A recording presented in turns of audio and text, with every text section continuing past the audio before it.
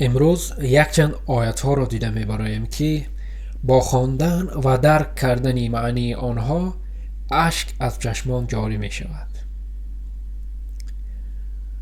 در یکی از آیت ها خداوند از صحبت آدمانی در بهشت و آدمانی در دوزخ بوده یادآور می شود که در سوره الاعراف آیت 44 آمده است: ونادى أصحاب الجنة أصحاب النار أن قد وجدنا ما وعدنا ربنا حقا فهل وجدتم ما وعد ربكم حقا قالوا نعم فأذن مؤذن بينهم اللعنة الله على الظالمين. و اهل بهشت و اهل دوزخ ندا کنند که ما آن چرا که پروردگارمان به ما وعده کرده بود راست یافتیم.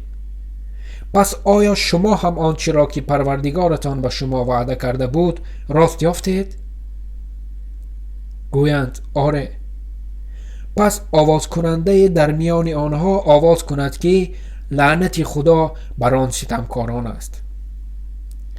یعنی که باشندگان بهشت، آن نفرانی که در بهشت بودند، با آنهایی که در دوزخ هستند فریاد میکنند. یعنی که میگویند با آنهایی که در داخل دوزخ هستند: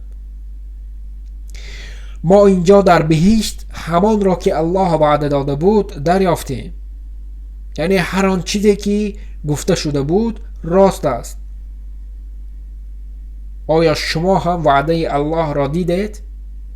یعنی آنها به سوی آنهایی که در دوزخ بودند میگویند آیا شما آنچه را که خداوند وعده کرده بود، یعنی که اگر گناه کنید، شرک کنید، عبادت خداوند را نکنید، شما را جزای در روز دوزخ انتظار است، در روز جزا. یعنی به آنها گفتند که این وعده ها را شما دیدید، یعنی که این سخن ها راست است. بعد آنهایی که در دوزخند گفتند بله، ما هم آنچه را که الله وعده داده بود دریافتیم. بعد یک نفر از بهشت بودگان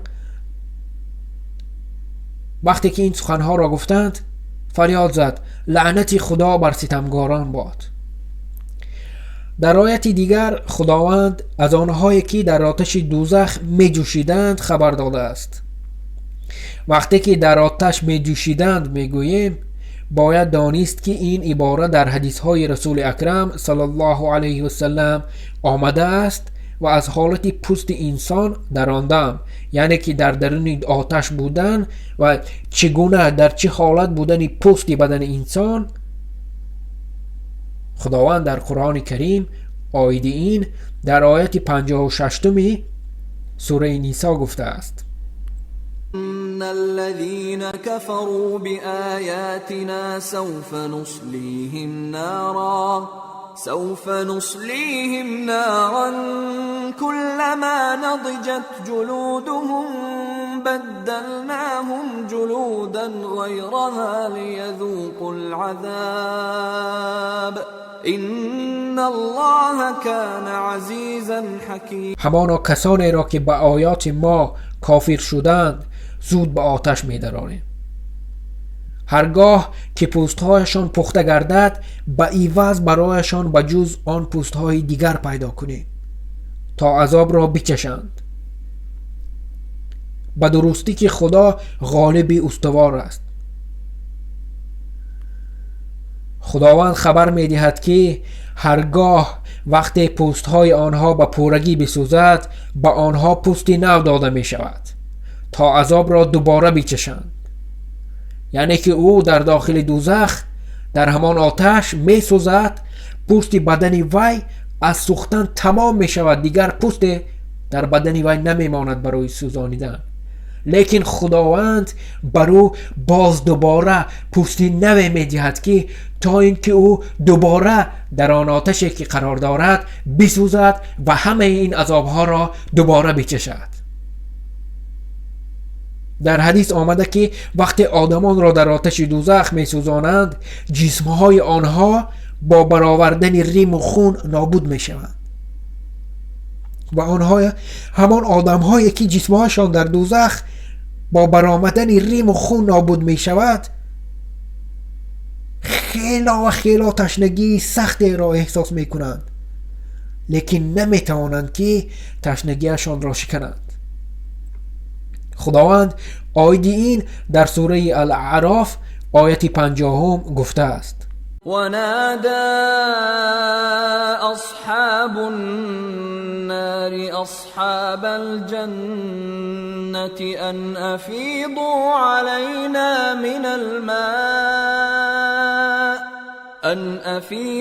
علينا من الماء أو مما رزقكم الله قالوا إن الله حرمهما على الكافرين.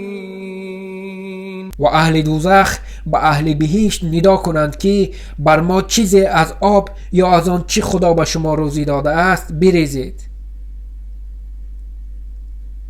پس آنهایی که در دوزخ در بهشت قرار دارند بر باشندگان دوزخ بگویند به درستی که خدا این هر دو را بر کافران حرام ساخته است.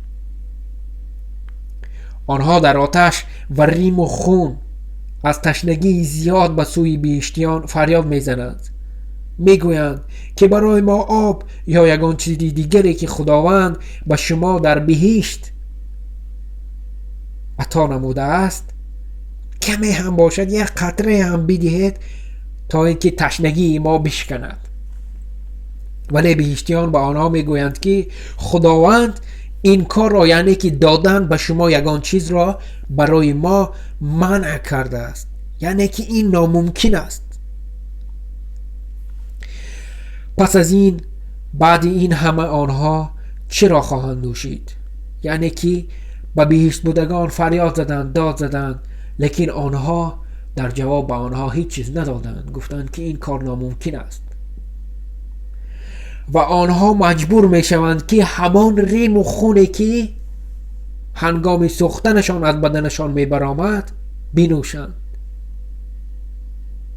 اینجا زود سوالی به میان می آید که چگونه خود را از این عذاب امین نگاه داریم. خیلی سوال خوب است و خیلی سوال با مورد است. هر یک انسان، هر یک مومن باید که این سوال را به خود بکند: چگونه خود را از این حالتی که خیلی حالت ناگوار است، خیلی حالت پست است، خود را نگاه داریم. خداوند خیلی مهربان است و جواب این سوال را نیز برای ما و شما در آیت نوبتی که در آیت 51 سوره الاعراف است میگوید: الذين اتخذوا دينهم لهوا ولعبا وغرتهم الحياة الدنيا فاليوم ننساهم كما نسوا لقاء يومهم هذا وما كانوا بآياتنا يجحدون. بر آنان که دین خود را لهو و بازی گرفتند و زندگی دنیا آنها را فریب داد، پس امروز ما آنها را فراموش میکنیم. فراموش کردن خدا ترک آنها است در دوزخ، چنانچه آنها دیدن این روز خویش را فراموش کردند و چنان که آیات ما را انکار میکردند. خداوند میگوید که آنهایی که در دنیا دین خود را مسخره کردند و بازی های دنیا، کیفیت دنیا بر آنها در جای اول بود، ما را فراموش کردند. ما هم آنها را اینجا اکنون فراموش خواهیم کرد. خداوند برای همه ما فهمیدن این همه را نصیب کند و ما را بر رحمتش سزاوار گرداند. در آخر یک چند مصرع برای شما میخواهم بخوانم که شاید برای کم هم باشد فکر کردن ما و شما کمکی برساند. جگرها پاره پاره از برای برده نان، جگرها پاره پاره از برای برده نان، ولی دلها همانا گریه دارند تشنه ایمان. ندانستیم قدری این همه دست و سر و پا، که اینها می روند بانان ولی افسوس به ایمان. خداوند همه ما را در پناهش نگه دارد و هدایتمون گرداند. السلام علیکم و رحمت الله و برکاته.